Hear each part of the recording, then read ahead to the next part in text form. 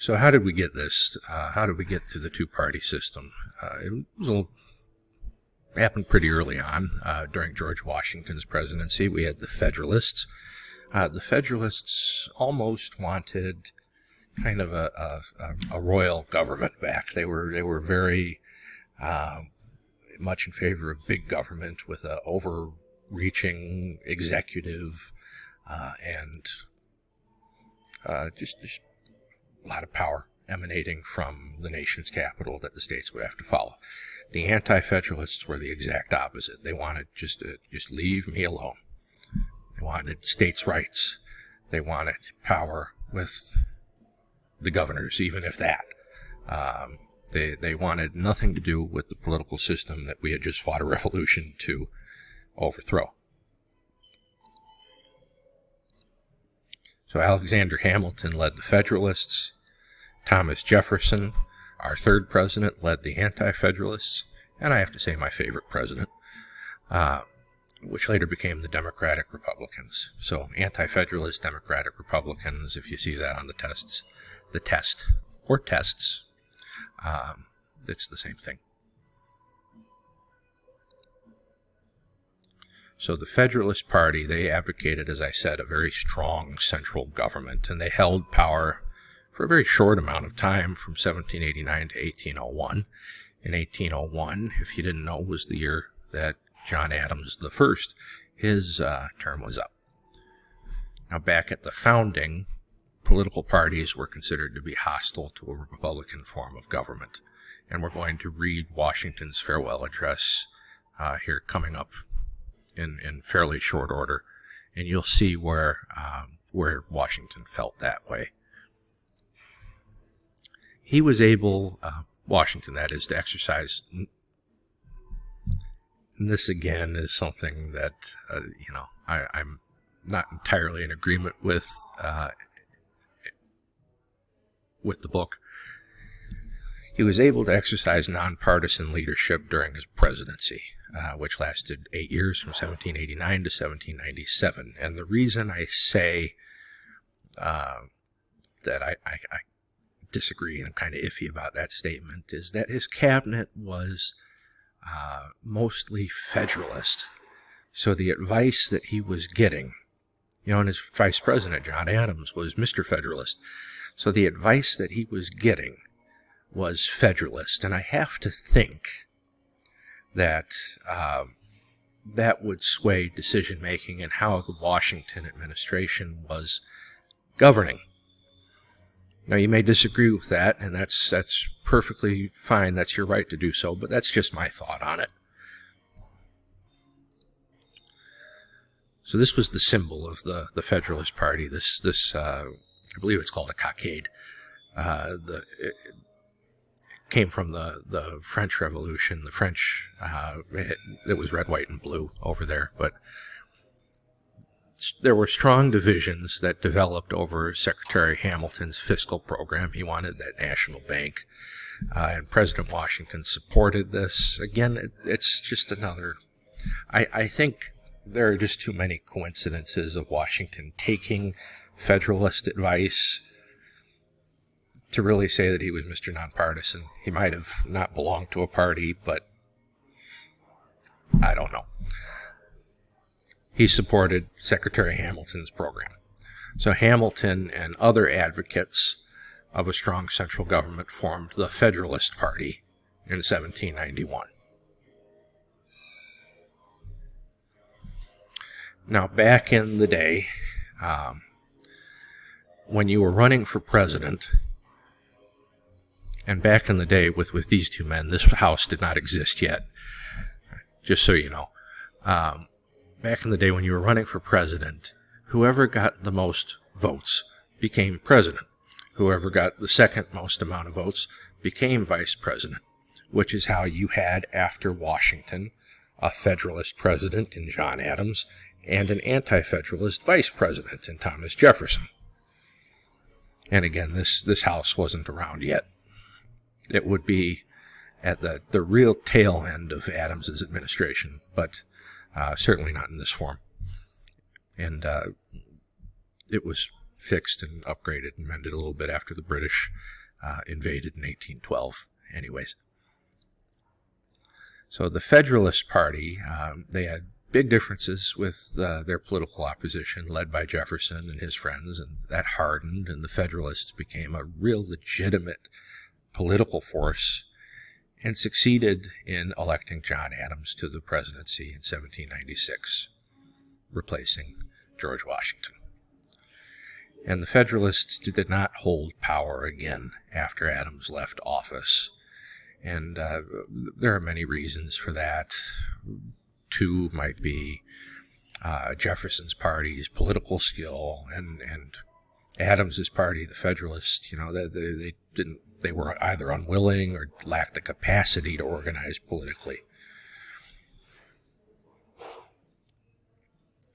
So we come to Jacksonian democracy that lasts from 1824 to 1860. So by 1820, the Federalist Party dissolved. They didn't have the presidency. There were probably some judges left on the courts by this point. No real congressional presence to speak of, and that left the nation with only one political party, one viable political party anyway, the anti-federalists / Democratic Republicans. And they had kind of a monopoly on the political system for about 10 years, until we get the Democratic Party that formed around Andrew Jackson's, and this is Old Hickory, this is the future president, his popularity. So these guys were considered to be the successors politically to the Democratic Republicans, Jefferson's party. And the Democrats did a wonderful job of attracting most of the newly enfranchised voters. And this was the rest of the white male population of the United States. They had done away with, for the most part, property requirements as a condition of white male suffrage, and it worked really well. The number of votes cast in presidential contests rose from 300,000 to more than 2 million. So that worked.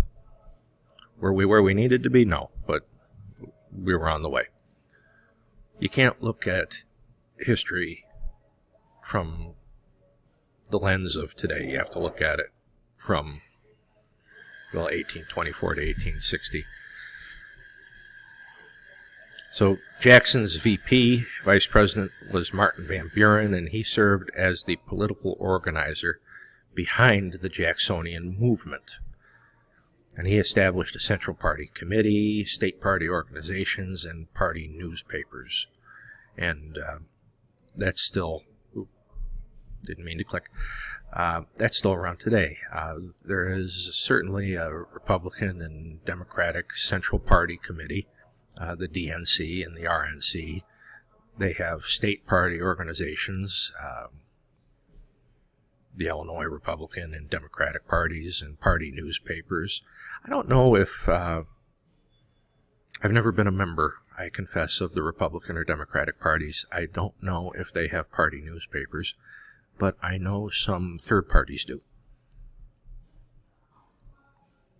So the Jacksonians, they also established state and national party conventions to nominate their presidential candidates. And, we have those today. We're in November of this year, we're going to have Democratic and Republican conventions. Probably, and I'll make a prediction right now, probably for a Trump versus Biden rematch. But this also opened the process for greater mass mobilization. So more, meaning more people could get involved in the political system because, the property requirements for white male suffrage had been mostly done away with. So all white males could, of age anyway, not little boys, but all white males could, for the most part, vote.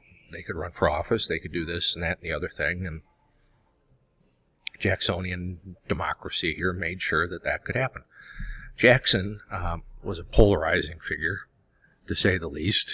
You should read up on Andrew Jackson if you aren't familiar with Old Hickory. He's a very, very polarizing figure.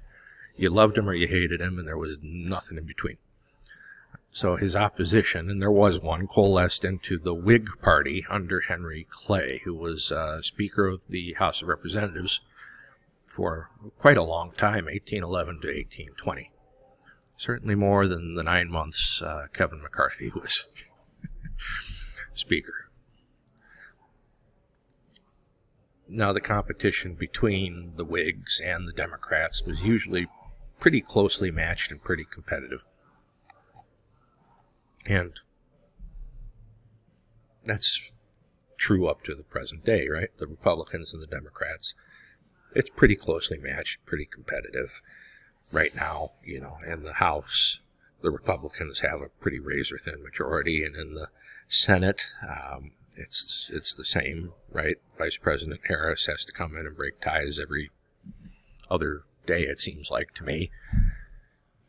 And this is another statement I don't agree entirely with, but your book says it, so it must be true.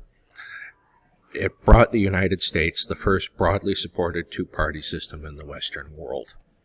And why do I say I don't necessarily agree with that? It's because in Britain, I know, granted they had more than two parties, but there has been throughout British history an A party, let's say, and a B party, and those two have switched, and they've had a what is essentially a two-party system. Just my thought. Issue of slavery led to division within the Whig Party, and the Whigs gradually dissolved and got replaced by the Republican Party. Now, this isn't... we're not talking about the Democratic and Republican parties as you know them today. The Democrats had the Republican Party platform, and the Republicans had the Democratic Party platform. There was a switch, and we'll in their ideas, and we'll get to that in a little bit.